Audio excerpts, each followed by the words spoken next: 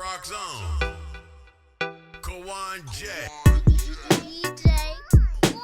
It's the group, homie. The mixtape show.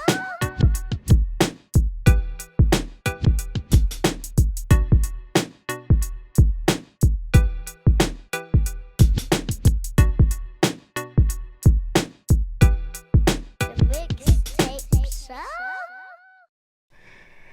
All right, ladies and gentlemen, welcome back to the Mixtape Show. It is time for the Artist of the Week interview, man. And this week, checking in, he represents from the Dallas, Texas area, man. You've heard him on the show all the time. You heard him on the Heat tape. He got this dope record that's called There's Something Out There. He got a dope catalog. He got the Culture Gods album dropping soon. He got the Rugged Features album dropping soon. And he got some other treats for us here soon we're going to talk about later, man. But he is officially, been official, but he's officially Boom Bap alumni, man. We got the big homie D.R.U.M.S Rugged in the building, man. What's good, brother? How you? Peace, Lord. What's up, y'all? What's up, Radio World? Mixtape show debut officially, man. Got you in this Artist of the Week interview, man. How you been, brother? How you been, man? Happy New Year and all that stuff, man. Yeah, same to you, man. Everything's good, man. Just living life, working, writing. Yeah. Just chilling, man. I'm good. Staying out the way, right? Stay out the way and do Just you. stay out of the way, man. Yeah, man. Dope, man. Well, we got a lot to cover, man. Because like I said, we've played your records, and I've known you here for a little bit, offline. You know what I'm saying? As far as playing the records and politicking with you on that stuff. We had you on the Heat tape that we're gonna talk about that. And Right. I know you got some other projects going and some other work that's gonna happen, but I kind of officially want to kind of get to know the homie D.R.U.M.S Rugged, man. I know, like I said, you're currently representing the Dallas, Texas area. One of the few Dallas MCs that we've had on the show, which is crazy. I live in the city and haven't had that many, but it is what it is. Right. D.R.U.M.S Rugged, man. Tell us about D.R.U.M.S Rugged, man. Tell us. I know you were born and raised here in Dallas, or you a transplant, or what's up with that, man? No, born and raised, man. Born and raised, straight from Baylor Hospital. You know what I mean? Grew up in Highland Hills, man. Yeah, I grew up in Highland Hills, all over Oak Cliff. Mm-hmm. But Highland Hills was the birthplace, and I moved around a little bit. I stayed in North Dallas. I stayed in West Dallas. I stayed in not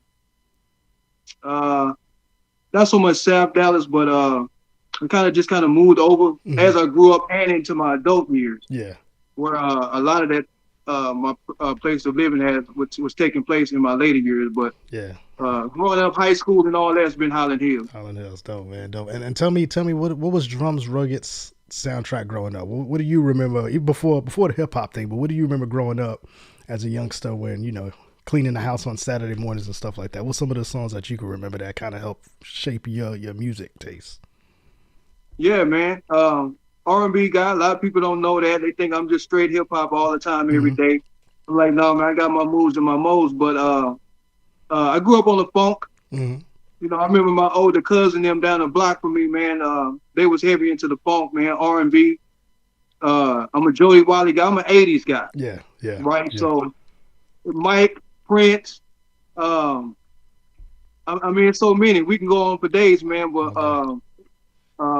I definitely remember growing up listening to R&B a lot, man. Mm-hmm. Yeah, very influential. I mean, with doing hip hop, we sample that anyway. Mm-hmm. You know what I mean? So Mm-hmm. it coincides, man, hand to hand. So Yeah, I always said, and I think it's a fact too. Me and my uncle always talked about that the 80s is probably the era with the most music was released in the 80s.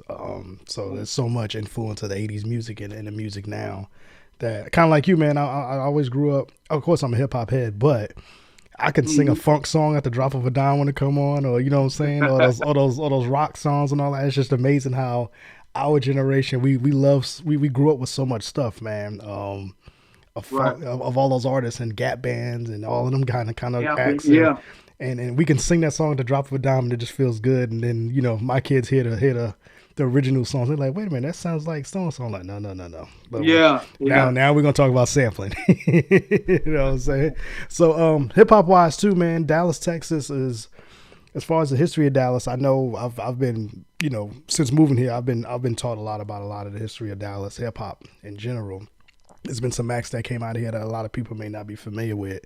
Like one of my first ones, and not this isn't hip hop, but I didn't, I never knew Erykah Badu was from Dallas till I got here. You know what I'm saying? Just because when I grew up in the East Coast, she wasn't billed like that. As far as when they promoted her up east, it was just kind of like Erykah Badu, so it kind of had like an Atlanta feel or something like that with her. Yeah. DLC. I didn't know DLC was from Dallas coming up. I just thought he was from LA. Yeah. You know what I mean? And then the Nemesis stuff, the history of Nemesis and all that stuff in Dallas. Like, it's been a lot of rich history here in the Dallas scene that people may not be familiar with, man. Who can you remember that's a Dallas artist that you be like, man, they should have really went a little bit further than they did, that you could kind of put us up on game with? Yeah, I'm like you, man. It started out with DOC. Even Erykah, man. I used to be in a group called Squad X. Mm-hmm. And she was a part of that group originally. Okay. I would just say we should have blew up. Mm-hmm. That group should have really blew up. We had a lot of talent in that. But even DOC's crew, the Feel Fresh crew, right? Dope. All of them was dope. Fresh K, DOC, Doc. But I would say transitioning into the 90s, the hip hop scene had got real big down here. A lot of groups was out here, a lot of solo MCs, a lot of groups. Some migrated from other places to here. We're talking the Fathead Squad. We're talking the Patamed. We're talking myself. We're talking Picasso. We're talking Shabazz 3. We're talking Ghetto Famous with my man Dread Black. So it's been a lot of eclectic diversity down here in Dallas. Of course, we had the gangster rap, but we also had hip hop too, real hip hop. Yeah, that's the word I think of too, of eclectic. You got so many different people with so many different styles. You even mentioned Picasso is one of the guys that he's so fluid. You know what I'm saying? As far as his music and this things that he tries, and he's not afraid to be different. I respect brothers like that. You know what I'm saying? And even you, the common thing I hear about Drums Rugged when I play the record, or if I hear about your name on other platforms, is like, oh shit, I didn't know he was from Dallas. You know what I'm saying? His delivery don't sound like a Dallas type person. I'm like, how do you know what a Dallas artist sounds like? You know what I'm saying? It's not like that. But yeah, I get that. It's always a common thing I hear about you is like, I didn't even know brother was from Dallas. You know what I'm saying? Just because I think your subject matter maybe, and you just they expect the country draw, I guess, the Pimp C sound or whatever. I don't know, but talk about that, man. When did you start writing, brother? When did you get the bug where you was like, yo, I want to contribute to hip hop. This is something that I really want to do. I talk about this all the time, man. Run DMC. Big influence, man. I mean, 83. I'll put it like this. Run DMC introduced me to hip hop. Yeah. Even though I knew about Sugar Hill Gang, I didn't really find out about Melly Mel and them until maybe after Run DMC. Yeah. But I definitely remember the Sugar Hill Gang. But Run DMC made me like rap. Yeah. LL Cool J made me say, I can do that. The golden era said, hey, I'm gonna do this. Yeah. So I'm gonna give credit to Rakim, man, G-Rap, LL, and Run DMC, man, specifically. Yeah, man. So with you coming up in Dallas, with those being the people that you kind of looked at as your blueprints, did you get any slack about that? It's kind of like, why you listen to those East Coast cats? Why you listen to New York cats? You know what I'm saying? No, not back then, because that's all we had. Yeah. It wasn't really diverse like that yet to where you could really choose the sides like that. Everybody was in the East Coast. Yeah. When NWA came out, they just joined in the fold. Like, yo, it's all dope. Yeah. It's all dope. Down here wasn't like that until later. Yeah. Until the South really started, coming into the prominence of who they was and all of that, and started getting sides or whatever. But back in the 80s, late 80s, early 90s, nah, man. Yeah. It's all dope. It was just all dope. I always say the Source Awards that's when the hip hop civil war started. Was that Source Awards where Andre made his declaration that the South got something to say, and then after that, that's when the civil war happened in hip hop. You know, crazy. Yeah, man. I remember growing up too in the East, man. I remember Ghetto Boys was always, when I heard their music, it made me say, man, I don't think I ever want to go to Houston. Them brothers, they make it sound like it's wild out there. It's literally the wild, wild west, right? And then I used to visit Dallas too as a youngster. My aunt lived out here, so this was always Okay. the kind of like the summer vacation for us, for the cousins. All the cousins from New York would come down here, and then we make fun of everybody for being country. You know what I'm Yeah, saying? yeah, And then we would just kind of learn the culture out here, and that's when I met a partner out here named Donald, and that's still my man to this day. He put me on to like Tupac. He put me on to screw tapes and all that kind of stuff, and we would just trade off cassette tapes back then. And he would just say, "Man, take that back up there to New York with you. I get another one." You know what I'm saying? So I would come back home and like, "Yo, listen to this UGK," and they were like, "No, listen to this Underground Kings," and they were like, "What the hell is that?" You know what I mean? right, right. And then when Jay-Z popped with UGK, it was kind of like they looked at me like, "Yo, you was kind of ahead of the curve." And I was like, "Nah, my man put me on to them back then." And I just Yeah. remember listening to the Southern music, and I fell in love, man. Mr. Mike, I fell in love with Oh yeah, you know what I'm saying, Suave House. I fell in love with A Ball MJG, like those guys, because I used to be like, these cats are pretty lyrical, you know what I'm saying? exactly. And I used to say, you know, me growing up in Queens, I was a Mobb Deep head. I used to always say UGK was the southern version of Mobb Deep, because you had the MC producer dynamic with Pimp C and Bun and having Prodigy. Right. And I was like, it's just like we all cousins, because we all kind of telling the same stories. It's just the turf is a little bit different, you know what I mean? So it made me Yeah, understand a little bit more. terminology. Yeah, Terminology was a little bit different. So that's what when I hear your music, I'm like, this brother's saying the same thing that somebody who growing up in Queens is talking about. It's just the terminology is a little bit different. The flow's a little bit different, but the story, you know, the end game is the same. Talk about that, brother. Talk about who kind of, when you was creating your style of writing and stuff like that, did you know right away, like, yo, I kind of want to be one of these guys who's going to drop these jewels, you know what I'm saying? Or how long did it take you to get to that point where you felt comfortable writing that type of, because I know everybody when they first start out, they just rhyming and saying shit, you know what I'm saying, that rhymes and all that. But yeah. when did it hit you when you was like, I got it, you know what I'm saying? This is it. I feel comfortable now dropping these jewels the way I do now. Probably, I would say I'm gonna go with the dog days of hip hop, right? Yeah. Like the mid '90s. Yeah. Maybe a little bit earlier than that.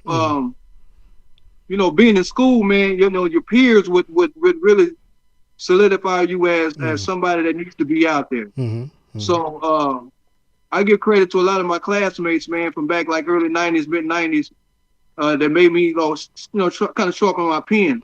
I would do battles against cats, and just kick rhymes. I didn't really freestyle. Yeah. I always had written. Yeah. You know, and I would always just keep them and just bust them, and really a lot of the same ones, because people want to hear the same ones all the time. So kick that rhyme you kicked the other day, man. Yeah. Oh, y'all bet you can't beat him, man. Y'all bet you can't come check him out. Yeah. So it was during that time, man, I really felt like, yo, I think I can do this, man. Yo, I can. I didn't know really what kind of style I wanted. I just knew I wanted to write. You know what I mean? Yeah. And I feel like that today. I don't feel like I have like a one subject matter that I'm gonna be known for. I kind of just jump from here to there, whatever feels good, whatever the beat calls for, and I just kind of pinned it to that, man. So Yeah. but it was early on when I felt like, yo, I'm here. Yeah. This home. Yeah, and I know we talked offline too, off air, about, you know, just some stuff, and then you kind of dropped something on me. You was like, yeah, man, I think I'm gonna try to focus a little bit more on storytelling in hip hop when I write my records.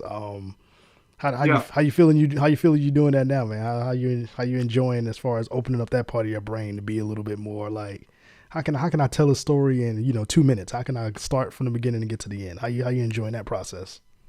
I like it. It's a challenge, but it's all about just having content, man. You know, you can't really write a story unless you got something to write about. You know what I mean? So, and there's a lot of stuff out here to write about. Yeah. I mean, so much so that you don't have to write the typical stories. Or if you do, you can come with it in a different angle. Yeah. So I'm enjoying the process, man. I'm working on a joint right now.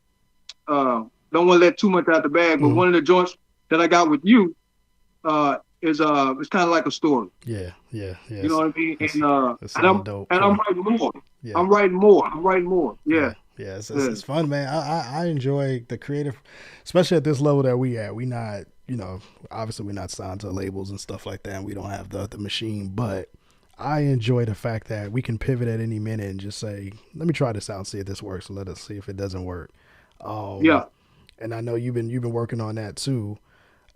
This project that you got dropping real soon, rugged features. Is this if I'm not mistaken, you said this is your first official kind of release that you're gonna put out. Yeah, first official Drums Rugged release, man. I've never put out an album, features or just me solo wise. Period. Okay. Only thing I have that I put out is with a group. With my man Dread Black when I was with Bap Time Entertainment. Okay. But that was more of a collective. But yeah, Rugged Features is my debut official. Word. Well, what do you say makes you? What do you say made you kind of go this long without dropping a project? I know you kind of just been dropping the singles here, here and there and all that. What's been the reasoning or the motivation to just kind of hold off to actually drop a full project? Really, man. I just wanted to happen organically. Yeah.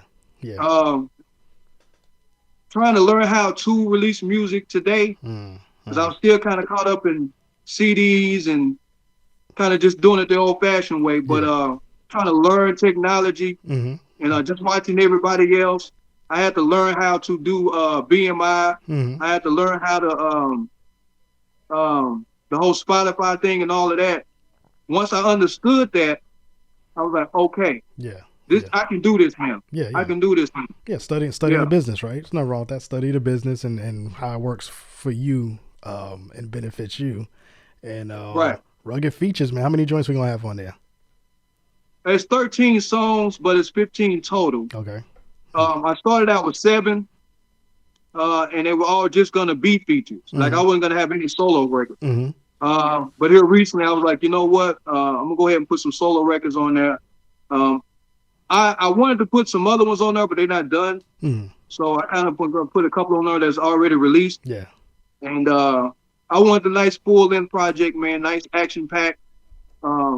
I got cuts on there, scratches. I wanted to have that on there to keep it hip-hop. You know, a lot of cats don't like to use DJs now. They just, rapping and got the beat, So I wanted to make sure I had that element in there. Yeah. It was really important for me to do that. So, but yeah, 13 joints, all features from different parts or whatever, you know what I mean? I got my man Rock King on there, one half of Culture Guys.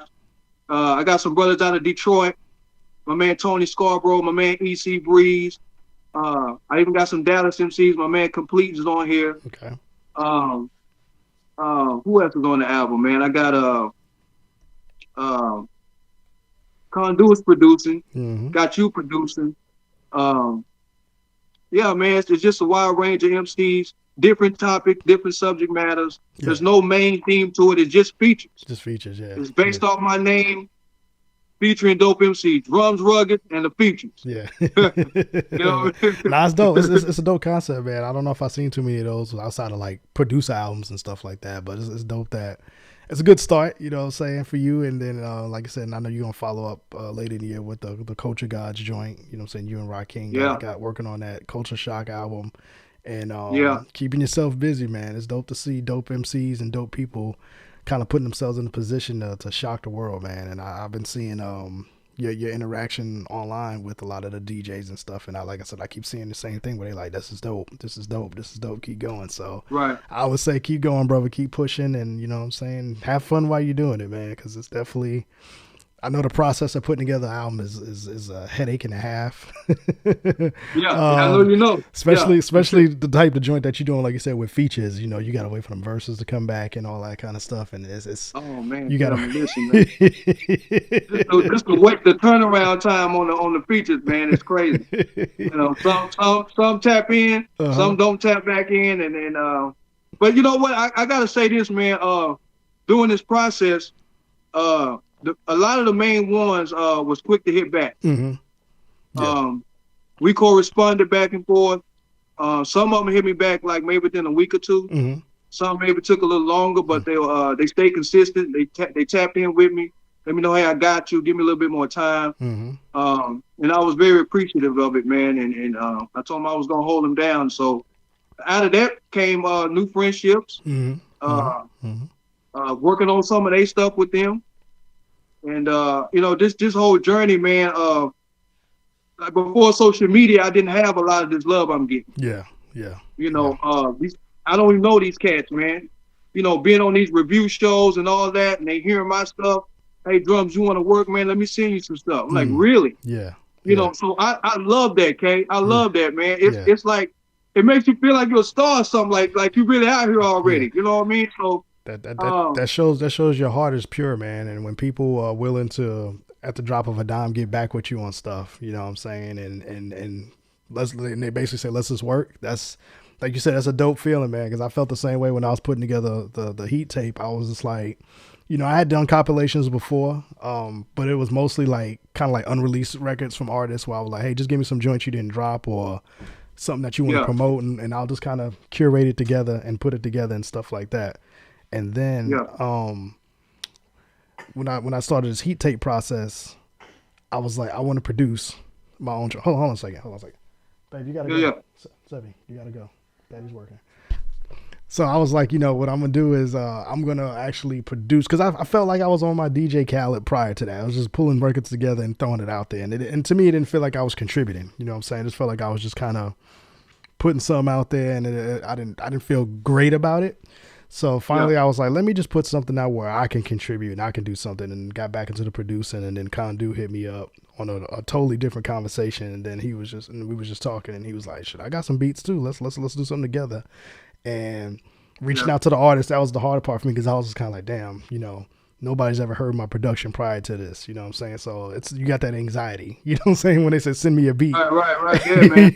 You know, so I was just sending beats here and there, and then it steamrolled, man. I got with the Knuckle Draggers first, and they was like, send us the beats and we got you, bro, because you look out for us, you hold us down. And similar to you, man, I did something, and when I did that beat for There's Something Out There, I heard you instantly. I said, this sounds like something drums can rock, you know what I'm saying? And that's when I sent it to you, and you was like, let's do this. And that's the crazy thing. When you sent it to me, if you recall, I told you, man, I already got some bars. I got like 2 bars for it already. Yeah. You I just tapped in a little. I'm like, I got it. Yeah. I got it. Yeah. I got it. So I worked on it, man. And you know, I'll tell you another thing. Writing. It usually takes me a while to write a song. You know, so but it depends on the track, the vibe I get. With this one, it was one of those occasions where like, just not going to take long. Yeah.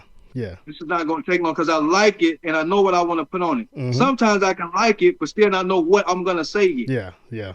So so sometimes it takes a while, man. I may write a bar here, 2 weeks later, another 3 bars. Yeah. The next day, I finish the song.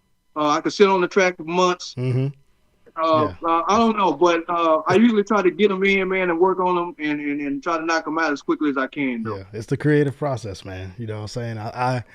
Me on my end, when I send beats out, I don't expect them back right away, because I understand there's a process with the creatives that you guys are as writers. You know what I'm saying? But when people instantly say, I already know what I'm gonna say, I'm like, oh, word. You know what I'm saying? So, and I realize typically we're not too far off on ideas whenever they come back right away, because I may say, hey, this is what I was thinking, or you know, as a producer or a DJ, you'll just title some shit just to title it, you know what I'm saying, just because that's what you heard, you know, and then that's when y'all come back and say, well, what does this mean? And I was like, this is what I heard when I did that. That's how I kind of got that title. Oh, okay, I got something for that, you know what I'm saying? That's a dope, it's a dope feeling. I can only imagine how that is as a writer too, when you write a verse or you write a hook or something, and you send it to somebody and they come back with it, and you're like, damn, he killed it just like I thought he would, you know what I mean?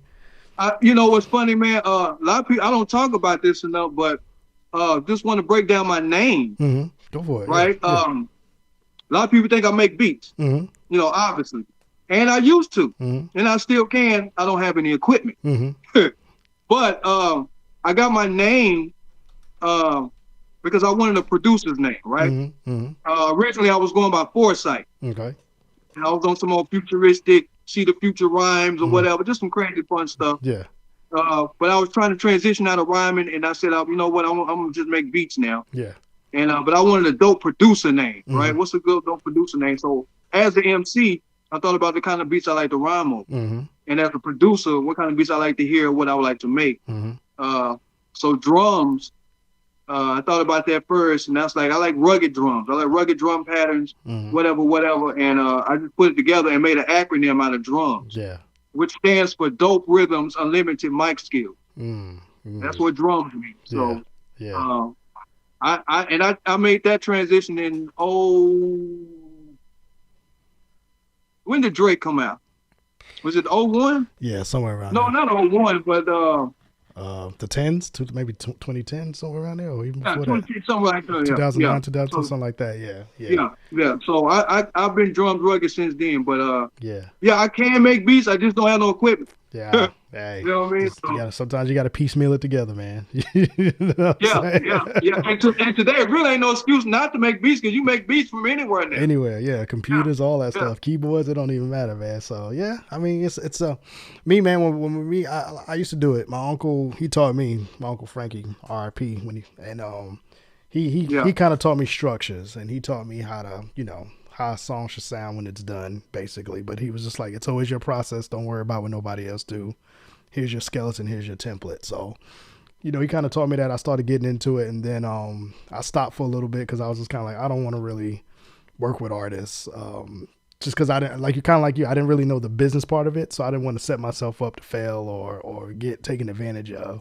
And I was just kind of making beats on the side, and just kind of stopped yeah, altogether because I started getting intimidated by the software and everything. They throw so much at you with technology, so I was just kind of lost in the sauce when it came to that. yeah, man.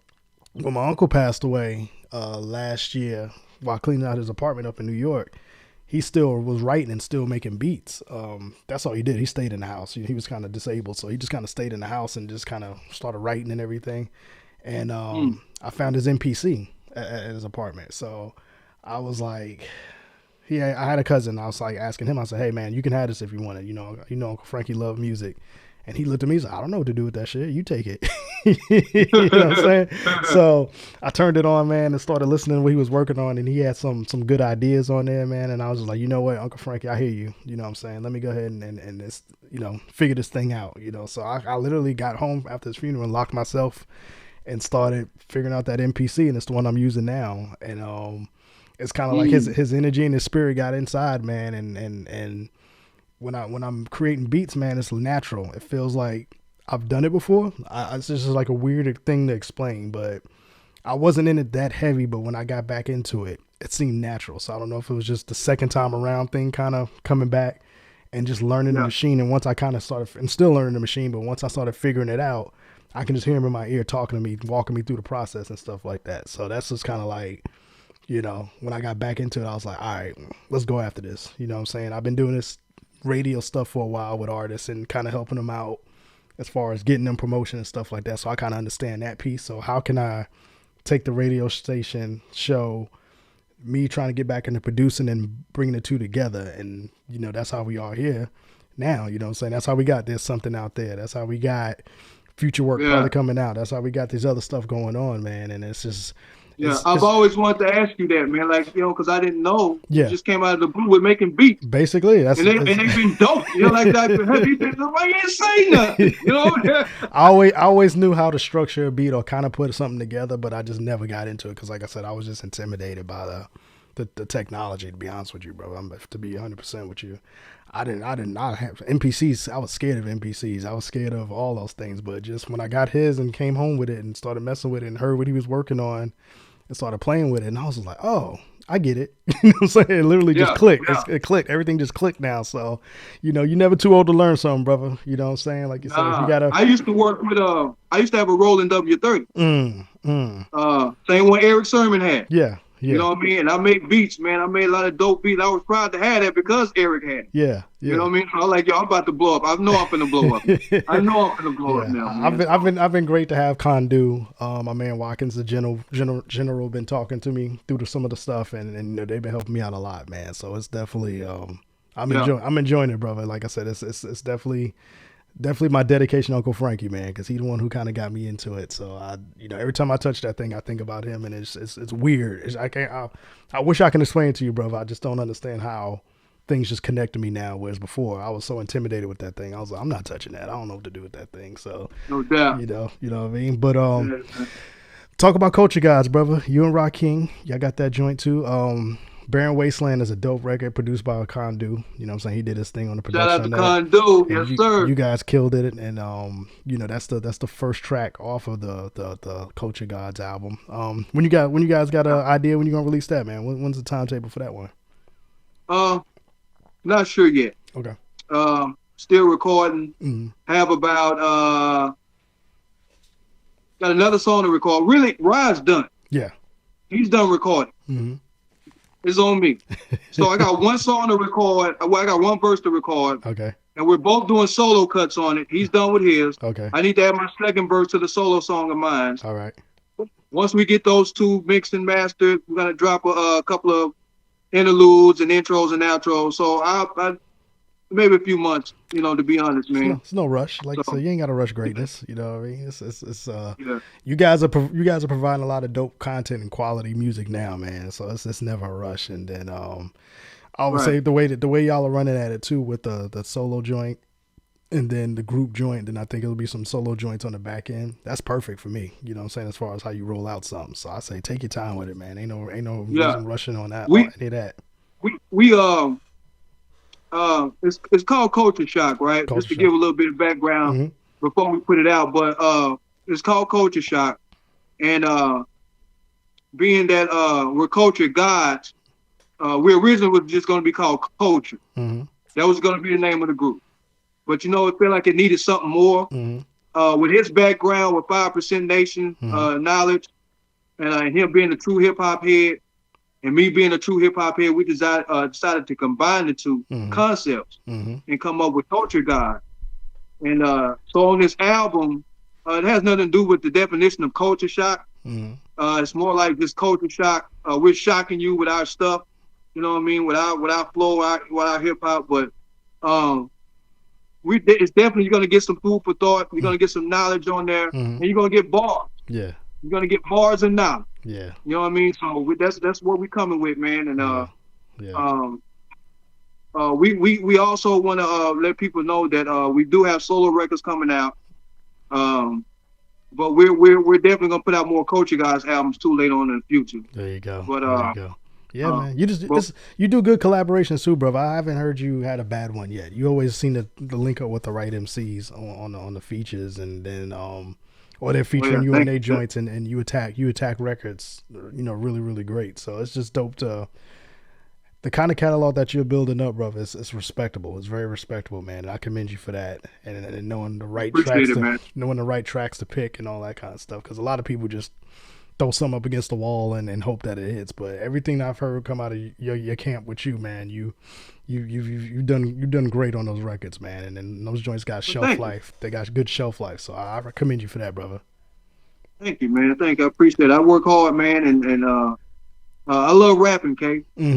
I love rapping. I love writing. I love listening to hip hop, man. I'm one of them kids from the '80s that when I heard it, I never looked back. You know how it is. You know what I'm saying? It's without hip hop, I don't know what we would be. Yeah. I don't know if we all just be R&B guys. You know what I mean? It's funny to think about that, right? You know what I'm saying? We all be wearing suits on the blocks or something. You know what I mean? You know, it's crazy. With the S curls. I don't know. But I pride myself, man, in being an MC. I love performing, but I think I love being in the studio more. I love creating, and I just love it, man. There's nothing about hip hop that disappoints me, man. Yeah, you know what I mean. Even with all the stuff that's going on today, I understand it. I don't like some of it, but not to the point where I just hate it as a whole. Yeah. I mean, you know what I mean? Hip hop's always been a young energy, so I always think of it that way because we were once young and people was talking about us with sagging and jury, and you know what I'm saying. We got the flack too, so it's always gonna be a young energy, but it's just dope to grow up in it. You know what I'm saying, and you still got people that you idolize or you loved who are still putting out good quality work. You know what I'm saying, and you can just say, hey, this is just my lane. I'm not trying to be young. I ain't trying to be old. You know what I'm saying. I'm just gonna be hip hop and just do what I love. So I enjoy it, man. I always said I wanted to contribute to the culture one way or another, and mine was always kind of I wanted to do radio or DJing, and it just so happened that that's working out in my own lane, and just connecting with people like you, connecting with a lot of dope indie artists, where it's kind of like that's a lane that, I mean, everybody's kind of doing the indie thing, but when you deal with quality people, when you deal with quality artists who can compete with the heavyweights, you know what I'm saying, the only difference is the budget, in my opinion, when it comes to a lot of this music. And it's just dope to play records like y'all's, man. And people always ask me, yo, who was that? Like when I played the Culture Gods joint, you know what I'm saying? Or even what's that joint that you dropped for that? Arch. What's the name of that? Help me out on that one. You dropped a single before the Culture Gods. I can't remember the name of it right now, but I played that one. And people was like, yo, who is that? You know what I'm saying? Somebody's like, yo, that sounds like something that Crime Apple will write to. And I was like, yeah, Drums is a dope brother. Really? Yeah. I can't remember the name Wow. of it. I want to say it's like, what's the last couple singles that you dropped? You'll drop. Well, the first one I gave it was Rugged City a couple years back. That was a couple years ago. Yeah, this is more recent. I think you just dropped this maybe towards the end of last year, I believe. Well, I got Turn Up the Microphone. Really, those really. I got another one called What More Can I Say? Okay, yeah. I want to say But other than that, it's culture. It's culture guys with a song called Cold Culture. Yeah. We got that, and then I got a song with T-Rex. So it's got to be one of them then. Nah, it's not. It's not that. I'll get it up here in a little bit. I got it in my computer. I'm pulling it up. But yeah. People, yeah. When he said that, I was like, okay, if you saying this brother sound like he could be on a Crime Apple track, that's a, you know what I'm saying? I've never heard that. I've never heard that. That's the beat selection. You know what I'm saying? When you can pick the right type of track to go with your vocals, that's definitely dope, man. Arch Rival. No, man. Arch Rival, there you go. That's what it is. Arch Rival. Yeah, okay. Arch Rival. Yeah, there you go. Let me close that out there. Okay. Arch Rival. So we got the joint dropping, man. Like I said, Rugged Features is dropping in March. Where's that going to be available to? How can we get access to that? I know you go on the Bandcamp. It will be on Bandcamp. Yes, sir. It will be on Bandcamp starting out.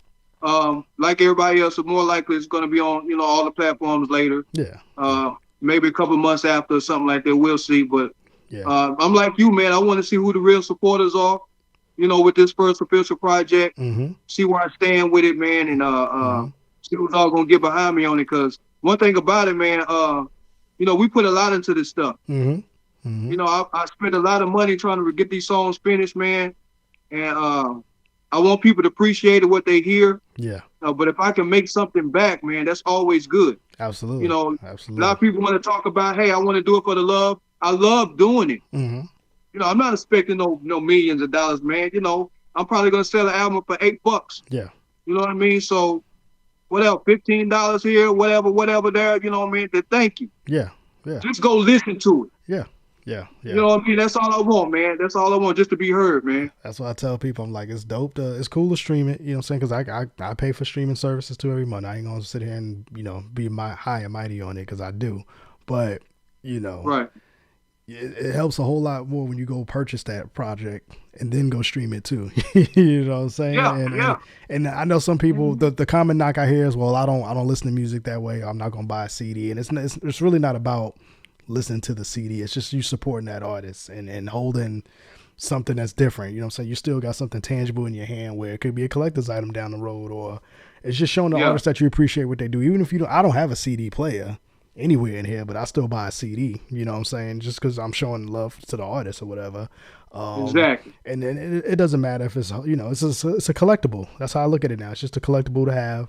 And it brings that back, that nostalgia when I was younger, when I get to rip open the CDs and open it up and read the credits and all that kind of stuff. I like that kind of stuff. Right, man. Yeah. And I think that's the way, brother. I think that's the way to go as an artist now. Just, and I know a lot of artists, they love the stream thing and they love to see those inflated numbers. But to me, there's nothing better than somebody purchasing your record and you have that email address and you now know who this person is that's buying your music, and you're creating that connection with that person. You know what I'm saying? Now you can send them a little something extra when you drop another single. Hey man, I know you bought my album last time. Let me give you a free preview of this next single. You know what I'm saying? It kind of builds your culture, build your community and stuff like that. And I'd rather build that slowly than say at the end of the year in December, I got 12,000 streams on this single. People, I have no idea who these people are. You know what I'm saying? Yeah, man, it makes sense. Yeah. So I totally agree. It's a slow process, but it's a dope process once you get it rolling, and they can't take that away. You know what I'm saying? Like you said, for somebody to come out of their pocket and purchase your music, man, that's a dope feeling. And I got to experience that with the Heat tape, and I was just like, yo, this is crazy. You know what I mean? So I can experience it from you. Yeah, I mean, I just seen it too many times with artists having dope music and they don't make a dime off of it. I'm like, why are you not selling it somehow? You know what I'm saying? I mean, yeah, I know Bandcamp takes a little bit of the money, but put it somewhere where people would download that and then sell it. You know what I'm saying? Right. Make something back. I know you'll never make every dime back on putting a project together. But when people Right. buy that music, it motivates you to want to keep creating. That's what I say. It's a mental That's thing. And like I said, you're building that community with these people. So now you know who these people are. Excuse me. And you can rock with them. You can go do shows in their city because you know they bought your record and all that kind of stuff. So yeah, man, go to Bandcamp, go purchase this man's album, go support this joint. I am, you know what I'm saying? I'll buy the singles. I don't care. As a DJ, I need the music, so I'm gonna go buy it anyway. You know what I mean? But right. it's just I say as an artist, to all artists out there who are listening, stand firm on that. Put your music out there and sell it. You know what I'm saying? Sell it, man. Put it Yeah. on the streams later, but sell it first. Like give yourself 30 days, 60 days to make some money back and then put it out there. And still sell it, Right. you know what I'm saying? Or add something extra when you sell it. You know, do a hat, a free hat or a T-shirt or something with it to Yeah. motivate the people. You know what I mean? So I commend you for that, brother. And like I said, man, anything you need help on that, let me know, brother. I'll talk you through the process and we'll figure out some Will ways to do. help market that and get the people something different. You know what I'm saying? Yeah. Excuse me, man. Social media, brother. What's the best way we can follow Drums Rugged? Drums Rugged, man, on all of it, man. You can catch me on YouTube, Drums Rugged, Facebook, Drums Rugged, Instagram, Drums Rugged. Mm-hmm. That's about it because I haven't tapped in with the TikTok and all of that. You know what I mean? And Yeah, I'm on Twitter and all that. But I have a TikTok account, but I'm on there like once a month maybe because Yeah, I haven't see, figured it out yet. I haven't really figured out how to utilize it yet like that. So I get a lot of people tell me I need to tap in though. But you know, we'll see. We'll see what it do. But you do good promo videos. That'd be a dope place to do your promo videos. Because people's attention spans on TikTok are quick, so that'd be a nice little place to throw your promos on. To be honest with you. yeah. Yeah. That's what my lady tells me, man. So yeah, I think I'm gonna tap in with that. There you go. Yeah. Man. There you go, man. Yeah, brother. yeah. Dallas hip hop, brother. When it's all said and done, at the end of the day, when Drums Rugged is 20, 30 years down the road, let's not say Dallas hip hop. Let's say hip hop in general. What do you want your name to be, or what do you want the story to be told about Drums Rugged and his contribution to hip hop? He stayed consistent, man. He stayed himself. You know what I mean? He didn't take no shortcuts. You know what it is what it is. What you get with me. Mm-hmm. It's just true, authentic hip hop. Mm.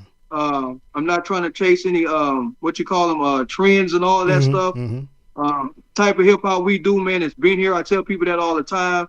It's never went anywhere. So all this talk about hip hop is dead and all. Listen, no, it's not. It's never been. Maybe for mainstream because it's not as prominent on mainstream anymore. Maybe that's what they're saying. Mm-hmm. But there's something out there. Yeah, that's You know what I mean?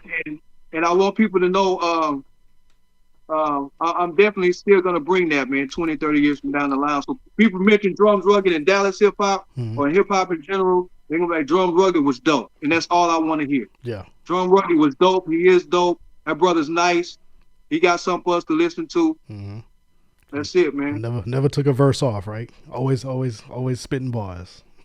Yeah, man. I got to, man. That's what it is. Dope rhythms, unlimited mic. There you go. He is Drums Rugged, man. He is officially boom bap. He been official boom bap, but he official now. Boom bap alumni here in the mixtape show. Check him out on his project when it drops in March. Check out that Rugged March Features. 15th, March Rugged 15th. Features. Thank you. Yes, sir. March 15th, we're gonna support that joint, man. We're gonna definitely play records off of there. Go listen to his joint onto the Heat tape, man. There's something out there. It's a dope record. You know what I'm saying? He killed that verse. No doubt. He killed that track, not just the verse. He killed the track. Shout out to DJ K Flip for the scratches on it. Man. Yeah, man. He's on the album too. Yeah, he's on the album too. Yeah. Appreciate you for that, brother. And you're gonna probably hear something more from me and Drums here in a little bit. So we'll talk about that when it's time to talk about that. But brother, as always, man, I appreciate you. You know what I'm saying, for who you are. You know what I'm saying, first and foremost. You know what I'm saying, you're authentic as a person. Authentic as an MC. You know what I'm saying? Like you said, what you see is what you get, and I can always appreciate that from you, brother. So thank you for all that you do, man. And we already got you on this side of town, right? Yo, man, and one thing before we go too, thank you, man. Thank you. Since I've been knowing you, your support is A100, man.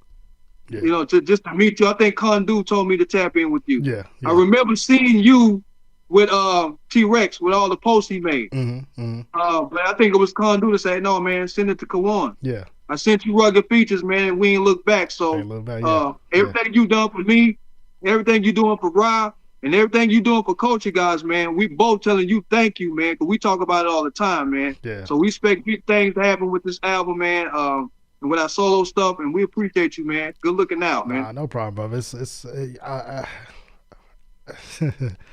I don't believe in not sharing information, if you know what I mean. I know there's people out there who that's just how they roll, because that's how they make their money. That's how they earn their check, is they feel like that information is sacred and they don't want to tell it.